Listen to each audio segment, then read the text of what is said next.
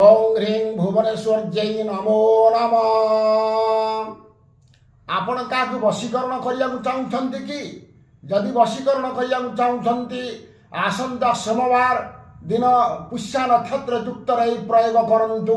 December 8 तारिख सोमवार दिन संध्या समय संध्या 6:30 पर आपण घरे गोटे प्रयोग करंतु। आपण घरे कड़ा कपड़ा पकांतु। तापरे कामाख्या देवी चित्रपट रखंतु। घी दीप लगांतु। धूप दीप नैवेद्य रखंतु। मोहिनी चेर किछि रखंतु। देउरिया गोटे रखंतु। रखि सारा पर कामाख्या देवी की पूजा करंतु। पूजन सरीगला पर मोहिनी चेर को आपण संस्कार करंतु। पंचामृत गंगा जल रे पूजन करंतु। तापर मंत्र मु डाकुछि गोटे मंत्र मंत्रित करंतु।